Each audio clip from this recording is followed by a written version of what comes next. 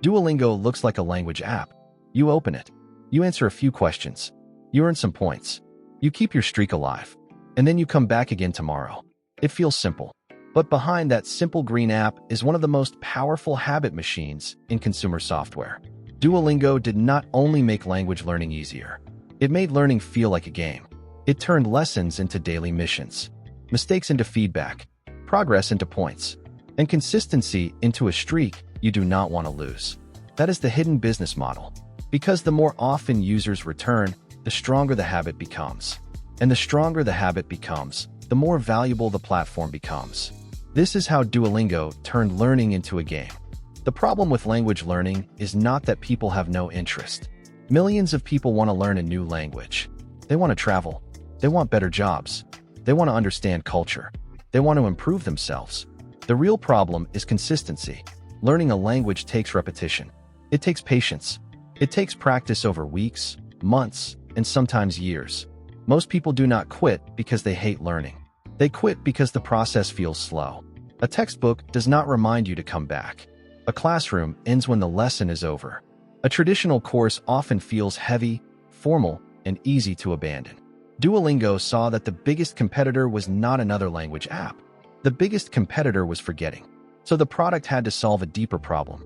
Not just how to teach, but how to make people return. Duolingo's big insight was simple. If learning feels too heavy, people stop. But if learning feels small, rewarding, and repeatable, people continue. So Duolingo did not try to make the app feel like a traditional classroom. It made it feel lighter.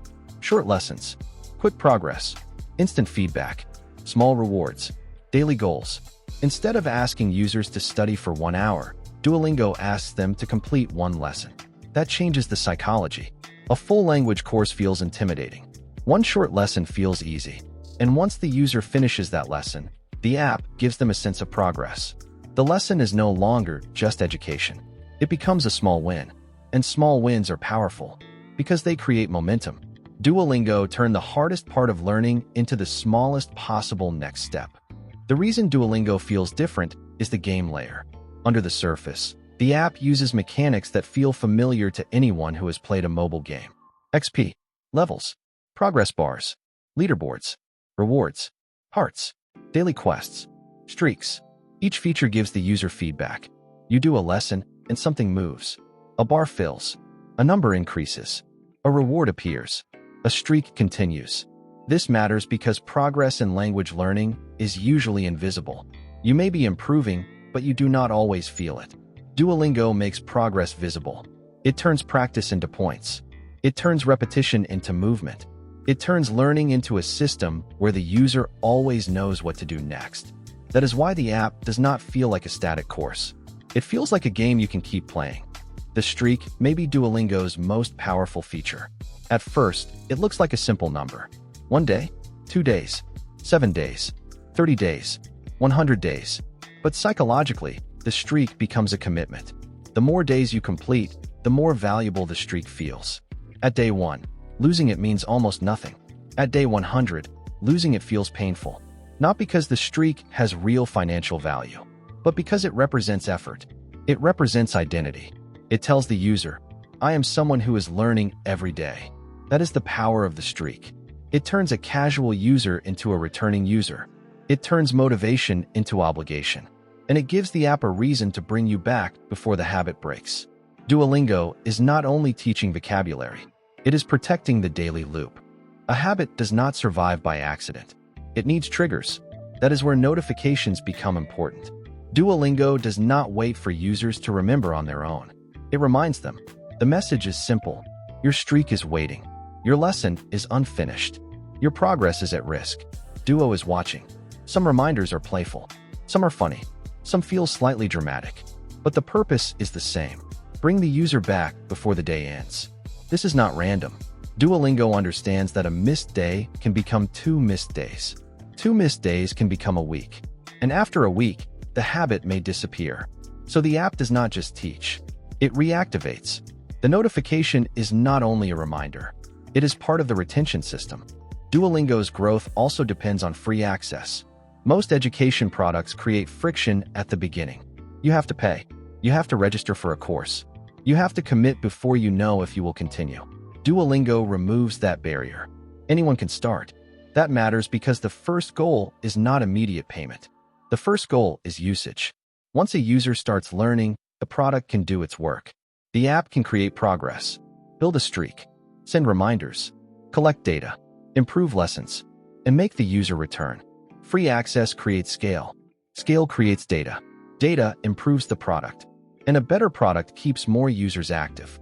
That is why free is not just generosity. Free is the entry point into the habit loop. The business model starts with access, but it grows through repeated use.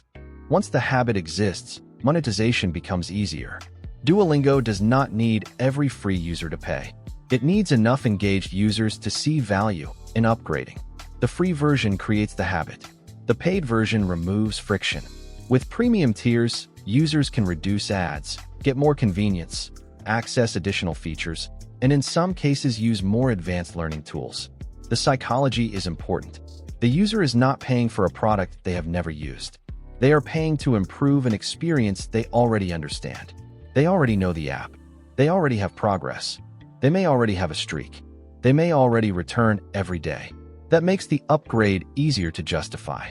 The product gives value first. Then the paid version offers a smoother path. That is the freemium model. Free creates the behavior. Premium monetizes the most committed users. Duo the Owl is not just a mascot. It is a memory device. Most education apps are forgettable. Duolingo is not.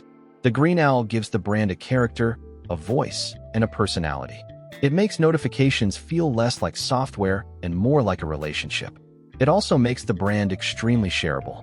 People joke about the owl. They turn reminders into memes. They recognize the character instantly. That is powerful marketing. Because Duolingo does not only compete inside app stores, it competes inside culture. A normal language app has to buy attention. Duolingo created a character that earns attention, and that attention feeds the product. The more people talk about Duo, the more people remember the app. The more people remember the app, the more likely they are to start or return. The mascot became part of the growth engine. Duolingo's model becomes stronger because every lesson creates data.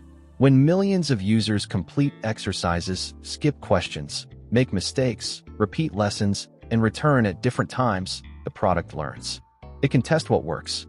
It can improve lesson design. It can adjust difficulty. It can optimize reminders. It can experiment with features. This creates a loop. More users create more data. More data improves the product. A better product increases engagement. More engagement creates more opportunities to monetize. This is why Duolingo is not just a content library. It is a learning system. The lessons matter, but the system around the lessons matters even more. The app is constantly measuring behavior. Where people struggle, where they return, where they quit, where they pay. And over time, that information becomes a competitive advantage. Many companies can copy individual parts of Duolingo. They can copy short lessons. They can copy points. They can copy streaks. They can copy notifications. They can copy leaderboards. But copying features is not the same as copying the system. Duolingo's strength comes from the combination. Free access brings users in. Short lessons reduce friction. Game mechanics make progress visible. Streaks create commitment. Notifications bring users back. The mascot makes the brand memorable. Data improves the product. And subscriptions monetize the most engaged users. Each part supports the next one. That is why the model is difficult to recreate. The visible features are only the surface. The real advantage is the habit system behind them. Duolingo did not win because of one trick. It won because many small loops work together. The lesson from Duolingo is not just about language learning. It is about product design. Duolingo understood that people do not only need information. They need motivation. They need feedback. They need small wins. They need a reason to return. That is why the app feels less like a textbook and more like a game. But the game is not the final business. The habit is. When users return every day, the platform becomes more valuable. When progress is saved, leaving becomes harder. When the streak grows, consistency becomes emotional. And when the habit is strong enough, premium upgrades become easier to sell. Duolingo did not just turn learning into a game. It turned the game into a daily habit. And that habit became the business model. Subscribe for more breakdowns of the hidden business models behind modern companies, apps, and internet trends.